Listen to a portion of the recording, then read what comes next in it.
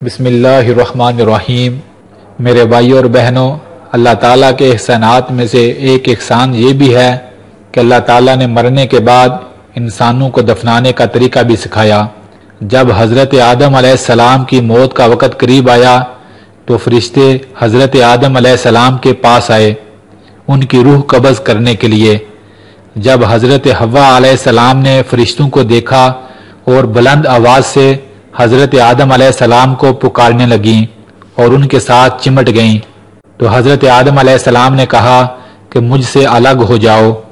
پھر آدم علیہ السلام کی روح فرشتوں نے قبض کی، انہیں غسل دیا، انہیں کفن پہنایا، انہیں خوشبو لگائی، پھر ان کی قبر کھودی، پھر ان کا نماز جنازہ ادا کیا اور اس کے بعد ان کو قبر میں اتار کر ان کے اوپر مٹی ڈال دی۔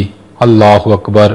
اور اس کے بعد لوگوں کو بتایا، اے لوگو، آج کے بعد تمہارے لیے میت کو دفنانے کا یہی طریقہ ہوگا، کیونکہ اس وقت تک لوگ نہیں جانتے تھے کہ مرنے کے بعد تدفین کے کیا احکامات ہیں، اور انہیں یہ بھی علم نہ تھا کہ قابیل نے اپنے بھائی کو کیسے دفن کیا تھا۔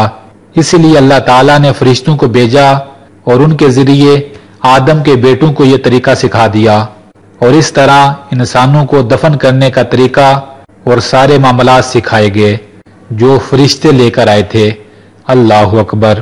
میرے بھائیوں اور بہنوں، یہ اللہ تعالیٰ کا بڑا احسان ہے کہ مرنے والے کو مرنے کے بعد حکم دیا کہ اچھے انداز کے ساتھ اسے نہلایا جائے، اسے کفن پہنایا جائے، خوشبو لگائی جائے اور نماز جنازہ ادا کر کے اور بڑے بہترین انداز کے ساتھ اسے دفنایا جائے۔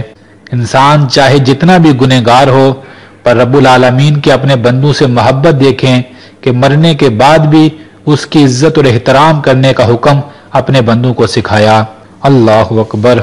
تو میرے بھائیوں اور بہنوں، اپنی موت کو ہمیشہ یاد رکھیں کہ ایک دن ہم پر بھی آنا ہے، اسی طرح ہم کو بھی نہلا دھلا کر منو مٹی کے نیچے دفنا دیا جائے گا۔ اور ایک بات ہمیشہ یاد رکھیں، جب بھی کسی مرنے والے کا ذکر آئے تو اس کے لیے دعا ضرور کیا کریں۔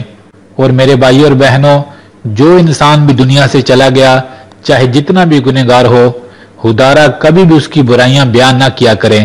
وہ اللہ کے پاس پہنچ گیا ہے، اللہ ہم سے زیادہ بہتر جانتا ہے کہ اس کے اعمال کیسے ہیں۔